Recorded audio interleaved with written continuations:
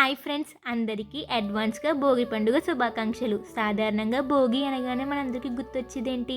భోగి మంటలు, పాత సామాన్లు కాల్చడం మనం చేస్తుంటాం. చిన్నప్పుడు భోగి పండుగ వస్తుందంటే చాలు మా అమ్మమ్మ తన చేతులతో స్వయంగా ఆవు పేడతో ఇలా పిడకలు తట్టి ఎండబెట్టి వాటిని దండలా గుచ్చేది. అప్పుడు నాకు తెలిసేది కాదు ఎందుకు ఇంత కష్టపడుతున్నారో అనిపించేది అని ఇప్పుడు అర్థమవుతుంది.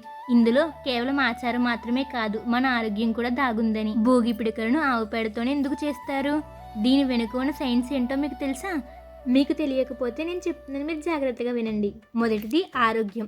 భోగి పండుగ చలికాలంలో వస్తుంది. ఈ సమయంలో గాలిలో తేమ వల్ల క్రిములు, బ్యాక్టీరియా, వైరస్లు ఎక్కువగా ఉంటాయి. ఆవు పేడతో చేసిన పిడకలను కాల్చినప్పుడు వచ్చే పొగకు క్రిములను చంపే శక్తి ఉంటుంది. ఇది గాలిని శుద్ధి చేస్తుంది. ఇక రెండవ కారణం, గోమాతలో సకల దేవతలు ఉంటారని మన నమ్మకం. ముఖ్యంగా గోమయంలో లక్ష్మీదేవి నివాసం ఉంటుంది.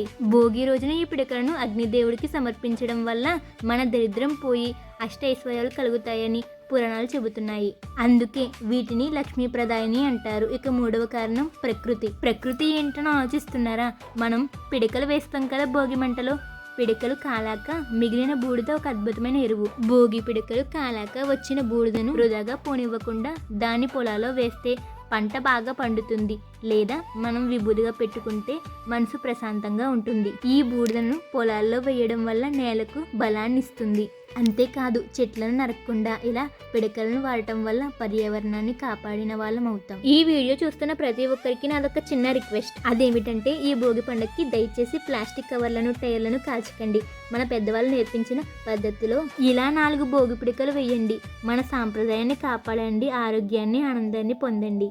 మా అమ్మమ్మలాగే ప్రతి సంవత్సరం మీ ఇంట్లో పెద్దవాళ్ళు కూడా ఇలా భోగి పిడకలు తయారు చేస్తున్నారు. అయితే కామెంట్ చేసి చెప్పండి. ఈ వీడియో మీకు నచ్చితే ఖచ్చితంగా ఈసారి భోగి పండగకి భోగి పిడకలే వాడతామని చెప్పి కామెంట్ చేసి చెప్పడం మాత్రం మర్చిపోకండి. మీకు ఇలాంటి యూస్ఫుల్ అయిన వీడియోస్ కావాలంటే వెంటనే మన ఛానల్ లైక్ చేయండి, షేర్ చేయండి, సబ్స్క్రైబ్ చేసుకోండి.